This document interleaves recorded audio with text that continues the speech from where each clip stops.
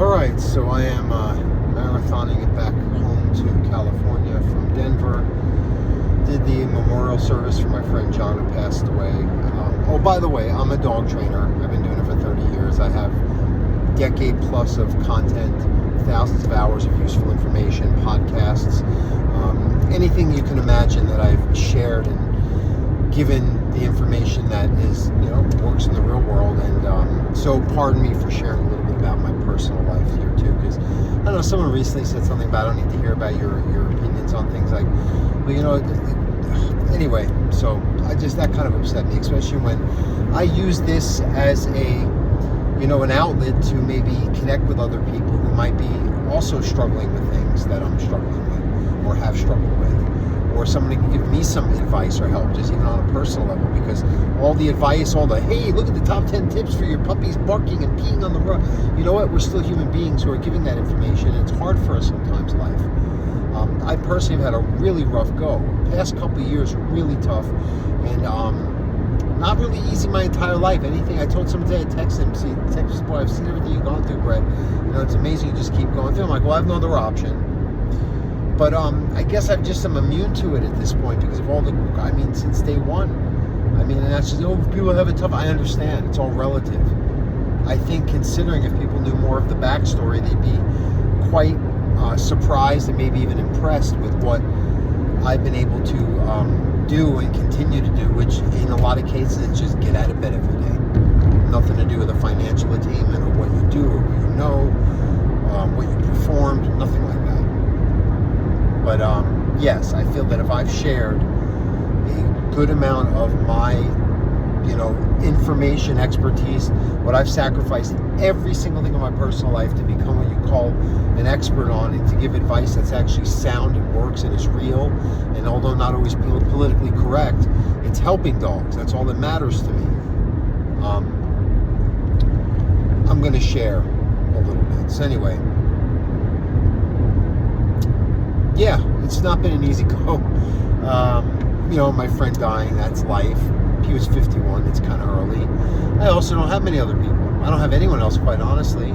On paper, I have relatives, this person, that one. I've got a good friend of mine who haven't known him as long, but I can see him becoming a very good friend like that, and that's great. Friendships to me are gold. They're more important. I've had so many girlfriends and relationships and all that come and go, but my friend John had been a constant for 33 years. So, yeah, I'm going to try to reach for a seltzer. My gosh, this car is packed tight. Let's see what we can figure out here. Oh, I feel something. Is that a can? Rats. I don't think it's gonna work. Oh wait, I know where it is. Anyway, yeah, you're gonna watch me grab my soda can too, so I don't get some dry mouth that I can talk to. But yeah, this is I don't know, people don't like it, fine. I'm not polished enough for you. Go find another trainer. I really don't care. I want to work with people that get it, smart dog owners, people that want help, people that just didn't know, but when I tell them the information that they have to do and the changes they need to make, Spindrifter, they're great. Orange. I'm not sponsored by them. I'm not sponsored by anyone. I've been on YouTube for 10 damn years, and I haven't made a penny off of it yet. Keep subscribing and sharing. Thank you. And liking. And commenting.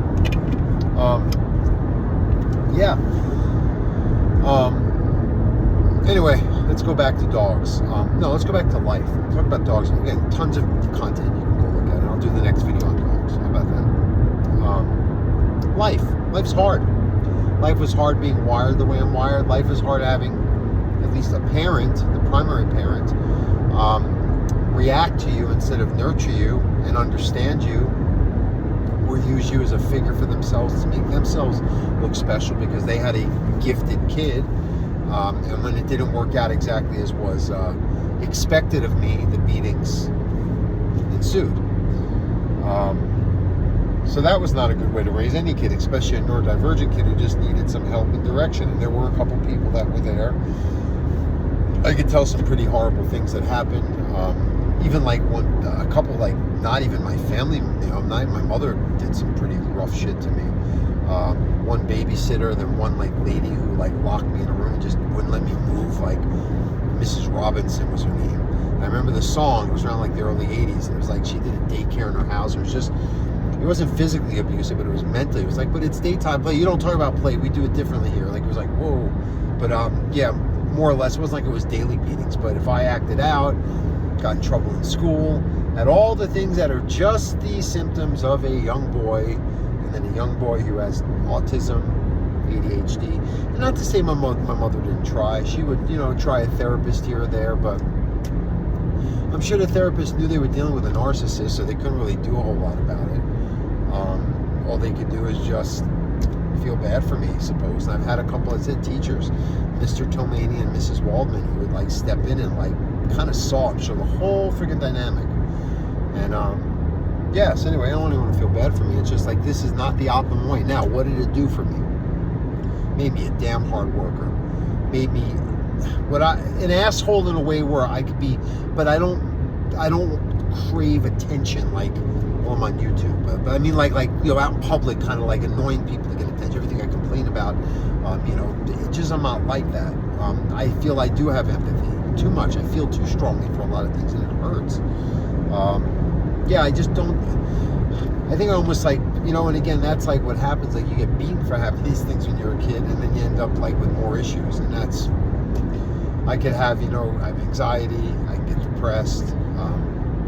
And I try to create the best I can. That's why I made this life that I had, and I, looking to get a cool house, and not to be wealthy, just to like be comfortable, to be proud of myself, because there's really no one else I'm sharing it with. I had that with a person, and it felt so good to finally, everything I worked so hard and sacrificed for all these years, she could be part of it. Just see it happen. I come home and tell her, I can share the fruits of my labor. I don't care. She could be part of it. No one really gives a shit now. That's just how it is. I'm 51. I try to date. I try to meet people. It's hard. Even if then, I'm going to be a whole lot more cautious, because I got really hurt. And I don't know, I'm grumpier.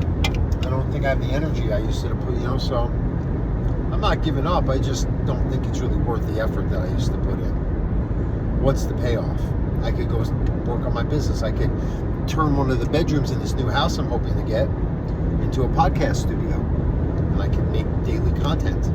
I could do more than one podcast. I could take time to learn how to do my own technology stuff, or work with someone to help me, and be kind of constantly working with them so we can get some content out there, good quality content, not just this driving in the car shit, or me sometimes getting a thumbnail made on ChatGPT to put on my YouTube video until they run out of it, until I have to wait 12 hours, right? So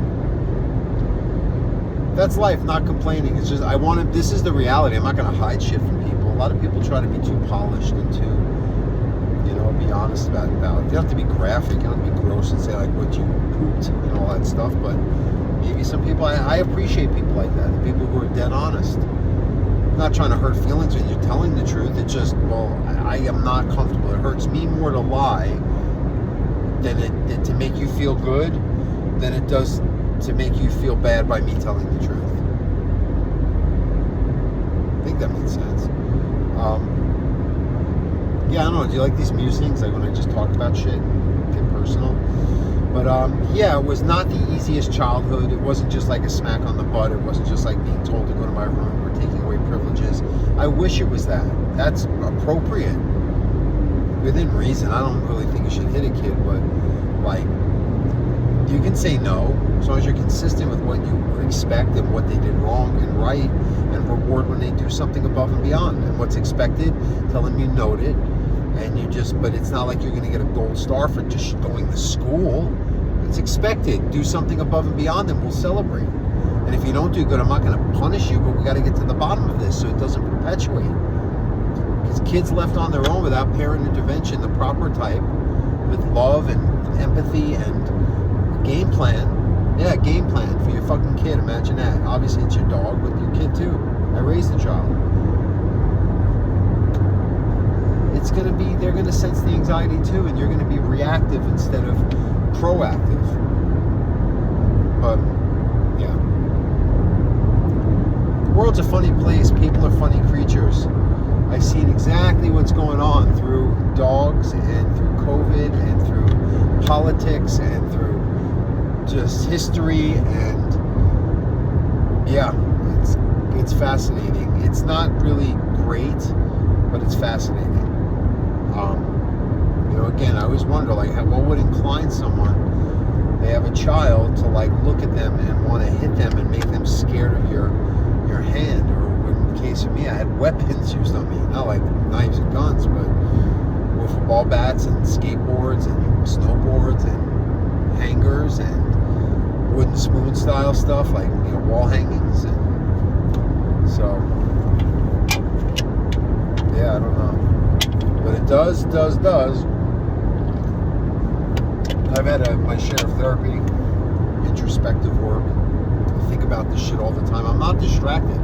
I'm just like living. I have to think about my life, and I'm not like, I don't have people around me often, so I can't like disconnect. I don't own a TV. It's not my house in California right now. Maybe the new house that comes furnished will have one, but not the apartment I have. And I didn't have one. I just don't watch TV. It's not my thing. I'll watch stuff on like YouTube videos. I'll listen to podcasts. A movie I'll watch once in a while. But yeah. But I think about it a lot. So I guess the point is that I've got a lot of work to do and a lot more thinking to do, as evidenced by how I react to shit still. But a lot of people don't do any. They just live. They just exist. They don't think there's a problem with how things are. They don't think there's a problem with themselves. They weigh 450 pounds, unhealthy. They have people who rely on them financially and emotionally, and they've got a ticking time bomb in their chest. Like that's cool. There's some ATVs flying on this like gravel road. No helmets, right on, son. Oh, I've had too many mishaps. I tell stories about my side-by-side crash, and then some other stuff. I had bad snow. I told the snowmobile crash, snow machine crash. Oh man, so bad. That was the worst physical thing I think that ever happened to me. That and my separated shoulder from jiu-jitsu. Anyway, you see my ADD play out sometime. ADHD, it's like working. Like I get a thought and I take off track. It's like, oh, there's a trail. Let's go this way, that way. Stay on track, Brett. But I guess it started just talking about, like, yes, I'm going to share more about me, as I just did. I want even if it's 3 people that appreciate what I do. Dogs sharing open gives people, hey, you were honest about yourself. I did a YouTube channel. Good, if you did, just let me know so I can follow you, subscribe to you. There's a few that I'll leave here. I'll list some that I really like, and these are probably only men are going to like them. If you're a female, you're probably going to be offended by some of them because they talk about man shit too. They're not dog. I can tell you good dog trainers. Nate Schomer, he's to me like the best on YouTube. Sean O'Shea, the Good Dog Way. Ivan Belalbanov, his name is Belalbanov. It's like he's from Austria or somewhere like that, Czech Republic or something. But anyway, like but I'm talking about like so I listen to Truth Tiger. He reminds me of me like 15, 20 years ago or something, maybe a little younger. Truth Tiger. Seems like a good man. I forgot the other dude, Joel something. He's I listened to a couple other older guys. Ouachita, Ouachita, Mountain Living, something to that effect. It's just about like, kind of like how I talk about it, but a little bit maybe more pessimistic, a little bit more like women are no good, men are not even men are good. It's just like, this is just the demise of relationships stuff, which I agree with in part, some of that thing, but I think there's plenty of no good anythings, men, women, aliens, whatever. But yeah, I just think that the whole dating scene is a mess, but that's because a lot of people got a lot of mental issues and a lot of self-centeredness and a lot of time that they are unwilling to give to spend with or get to know another person or share their life if you ultimately do develop some kind of connection. It's sad. Believe me, I am not the most swiped man, but I have no shortage of people I can date when I go on these dating apps. I get people still reach out to me because of my show I did. They'll see it and like whatever they think, and they'll send me a DM. But the reality is, it's not where I don't want to say anything because she actually, I do respect her. And I'm disappointed. Like, I've been disappointed in something not working out in a very long time, but she reached out to me, and it was so beautiful. And she's also in a related field. She's a dog trainer, and problem was there was a lot of things going on that I had. Again, this is stuff that at my age I can't entertain it for my own peace. I need peace. I need someone who is going to work with me as a partner, not I'm going to be constantly like accommodating all their crazy stuff. Like, I've got some, like we'll work together on things, but I can't be like, that. And I think that it just worked, I guess, with other people. I don't know, but so I had to just kind of before it became too much to pull away from. Beautiful, and the connection more than the beauty, just the connection. We talked on the phone. And it was really just, again, you can have so many things going, but one thing that's really can be bad for me, I'm not saying it's bad on paper, like, person's hardly bad, it's a sweet person, but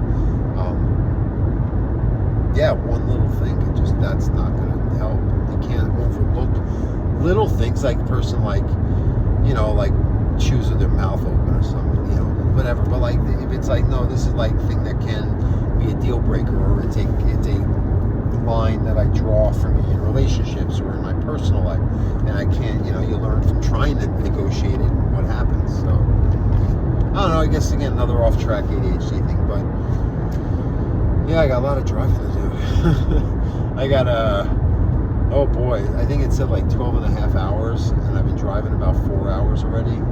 I'm in Grand Junction now. That's where I started this morning. So I went, if anyone knows Colorado, I stayed in Grand Junction, like literally right here, passing by where the hotel was.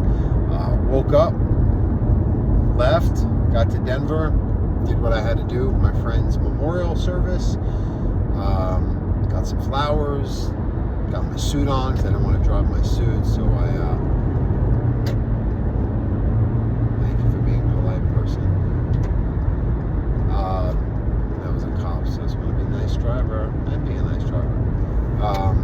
Yeah, so it was very hot too. I didn't want to sweat up my suit. Sue, my Rottweiler, he hates the heat. Even when it's really cold, and he's fine, he still knows it's hot outside. It's a thing, and it can be a little dangerous. I've heard stories of dogs actually having heat stroke even when they're in an air-conditioned car, right? It's just the outside, maybe because the rays from the sun. But anyway, there was shade, whatever. But what I did was I bought a giant bag of ice, and I laid that down in the back. I've got like the bed liner thing in the hatchback, and he was just laying in a pool of like ice water, and he was so happy, and he was just chill. He was like calm and relaxed. It made him feel good. So little, I guess, life hack for dogs. Hey, here comes your top 10 tips, guys. If your dog runs hot and you got to travel with them, and you're doing the best you can with your air conditioner, you can get some kind of a Ziploc or a trash bag filled with ice cubes or cold water, something that they can just kind of like either evaporates and they lay in it. Who cares if they're wet? Bring a towel and dry it all off when you're done. Just make sure it's like, on something like a bed liner. A tarp would be good if you don't have a bed liner. The rubber mats for like all weather in your car or in the back. But yeah, that really worked well. I've given dogs plenty of ice, but never, dude, here's a bag of ice. I'm going to put a thing over it and I'll lay on it. He loved it. And then it melted throughout the day. So that's that. We in Utah soon. Pretty Utah. I'm going to drive as far as I can until I start getting real drowsy. Then I'm going to pull off and nap. I've got my car shades and dog and bear spray and sleeping bag. Backpack I'll use as a pillow, and I will take a little nap ski. Seth Sklover, a friend of mine from years ago when I was in high school, and then we worked together. I was like a teenager. He'd say nap ski. I'm gonna go take a nap ski. It was kind of funny and stuff. So yeah, that's gonna nap and wake up. Full disclosure, I went on Bumble when I was in Utah. I stayed the first night in St. George, Utah, and I matched with someone who seemed pretty interesting. I put on the Bumble thing. I am neurodivergent. I don't want to like trick anyone. I can't hide it, dude. It comes out. I can't hide it for that long. It's just gonna come out. So and I'd rather be upfront. And then, you know what? I think I'm going to connect better with someone neurodivergent too. Now, the problem is that I'm high functioning. I can't be like a love on the spectrum candidate. I don't know if I'm going to connect with someone who's just, again, there's just different degrees of autism and different ways that it gets expressed and whatever. But we've been chatting past couple days. We're gonna hopefully meet tomorrow for like coffee if the time allows. So if I can get to St. George in the morning, I'll have coffee, and then I'm gonna drive through, and hopefully I gotta get to LA at night, California at night, because I'm not gonna, unless I drove right now and didn't stop, which I can't do 12 and a half hours. So I'm gonna have to like lollygag through my day. Maybe I'll stop in Vegas heads, because I used to live there with X. I don't know. I'll see. I'll do something. The problem is the dogs. When it's hot in the desert, it's like I can't really do stuff with them there. I can't leave them in the car. There's nothing outside that's really good for them other than stopping to go potty. And even then, Sue in Arizona, that was hell. Couldn't stop anyway. I had to go drive all around to find one little patch of grass, because everything that was a solid, rock, cement pavement, sidewalk, he freaked out. It wasn't like he didn't like it, he freaked out. And it was hot, but many, other dogs have tolerated that kind of hot, or just to quickly walk across it to get to like where you can go. And so anyway, that I've learned my lesson. He is a high maintenance dog when it's hot. That's why we're going to move up to higher altitude if we stay in California. And really in California where I am, doesn't get that hot. There's a few days it gets like in the 90s, and but at night it cools down really quick, and it's never an issue with like the hot pavement or anything like that. Like those days we just don't go midday. But it's not like Arizona or Las Vegas. Like it's just hot 4 months in a year like that. Anyway. Oh, listen to all that talking I'm doing. Chatterbox. So let's sum this up if I can remember everything I said. Probably not.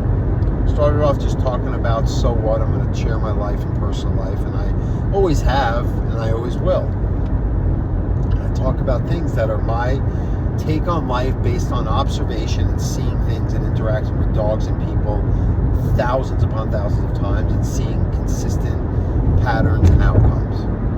That's all. I don't have a feeling about it. Been around. I'm not the expert of everything, but there are things I am, especially when it comes to certain human nature things and dogs. And human nature towards dogs, very much so. Not bragging, it's just the reality. And there's other people with that too. You should listen to them. Talked a little bit about my childhood, a little bit of the abuse story. Talked about dating, being a loner. Recommended a couple other YouTube people that I listen to, that I follow, and I follow a lot of people. Maybe you can go on my YouTube and see who I follow. That might be losing me customers too. I can't not be genuine. I'm sorry. I have to live myself. Maybe when I was younger, but I am too dedicated to what I do. I'm good at my job. I help people. I'm honest. I don't do anything that people are, I do everything right. I can be honest about who I am and share that. And you know what? There are people that appreciate it, and I have clients that appreciate it. That's the reality of everything, is that people who hear what I'm saying and see the merit and say, hey, you know what? I get what this guy's saying. I'm like that too. Or I have a relative like this. Or maybe I should listen, because maybe when he talks about this stuff, like how it's like people react to him. Now let me go listen to what he's talking about that people react to. Oh shit, that makes sense. I had someone today. It was a friend. I think I'd met her like 30 years ago in college. It was at my friend's memorial. It was like a friend of his friend, and she was there, and we were just talking dogs. I gave her my card. She had a dog with issues, and then she was saying, "Oh, when we do it, your dog's getting caught up in transitional events, like when you stand up, or when you walk through a door, when you enter a room, or when there's more people in the room, or new people, or new things going on." Yeah, what? No one's ever spoken to me about like that. I'm like, well, that's why it's the Dog Savant. That's why I get through to dogs and teach owners how to really understand them thoroughly and truly, as inherently they exist, to actually help them when other people can, or they've been written off as lost causing. So anyway, I don't know where that was from, but yeah, it was just you got to have a different take on things. You got to open your mind, and and all I'm doing is talking about what people do share. Yeah, what you're teaching me does work. My friend just told me his last dog that he used to have. He tells me, he's like, I used to just watch your YouTube videos and your Instagram rather, and just follow that and listen to the advice and do it with my dog. And I had the best dog. I'm like, he never even met me or talked to me for that time. Then we became friends. But like, yeah, so it does work. And that's what I was saying. And that's the other thing I said. I put all that out on YouTube. 10 years. Look, I had another channel before that, but we don't even go there. We'll talk about this. I might dig up those old videos for fun.